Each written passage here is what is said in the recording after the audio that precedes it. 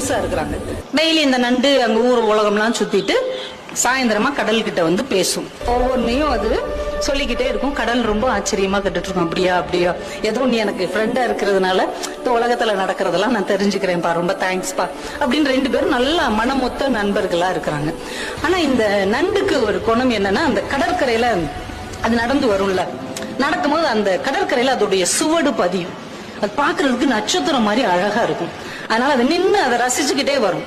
தன்னுடைய வலைக்குள்ள நுழையிறதுக்கு முன்னாடி திரும்பி பார்க்குமா, இந்த கடல் அலைய வச்சு அதை உடனே அழிச்சிடும். இது ஒவ்வொரு நாளும் நடக்குது. வரவுள்ள படக்கு படக்குன்னு அதை அழிச்சிருது. இந்த நண்டுக்கு மனசு என்னமோ பண்ணுது. நம்ம நண்பனுக்கு நம்ம மேல ஏதோ பொறாமை இருக்குதோ, அதால நடக்க முடியாது, நம்மளால நடக்க முடியுது. அந்த பொறாமையில இவன் நம்ம சூடு அழிச்சு விடுறானோ, இவன் இவங்க கூட ஃப்ரெண்ட்ஷிப் வச்சுக்கலாமா வேணாமா, ஒரு பொறாமப்படுறவன் எல்லாம் ஒரு நண்பனான்னு மனசுக்குள்ள நினைச்சுக்கிட்டே இருக்குது. இன்னொரு நாளைக்கு இதே மாதிரி பேசிட்டு வருது, வேகமா அதை அழிச்சிருச்சு. இது வலையில நின்று முறைச்சு பார்த்துக்கிட்டே இருக்குது. இன்னொரு நண்டு அந்த வழியாவே போகுது. சரி, நம்ம சூடத்தான் இவன் அழிக்கிறான், அந்த எதிரியோடைய இன்னொரு நண்டோடைய சுவடை அழிக்கிறானான்னு பார்ப்போம். பார்த்துக்கிட்டே இருக்குது. அந்த நண்டுடைய சுவடை இதை அழிக்கவே இல்லை. அந்த நண்டு ஹாயா நடந்து அந்த பக்கம் இருக்கிற ஒரு வலைக்குள்ள போகுது. இதுக்கு செம்ம காண்டாயிருச்சு. உண்மையிலேயே இவன் நம்ம மேல மட்டும்தான் பொறாமப்படுறான் அப்படி நினைச்சுக்கிட்டு இருக்கும் போதே அந்த வழியா ஒரு நரி வருது. இந்த நண்டு நடந்து போன அந்த சுவடு இருக்கு இல்லையா, அதை அப்படியே ஃபாலோ பண்ணிக்கிட்டு போய் வலையில இருக்கிற நண்டை கவக்குன்னு பிடிச்சு தின்றுச்சு. இப்பதான் இந்த நண்டுக்கு ஒரு விஷயம் புரிஞ்சது.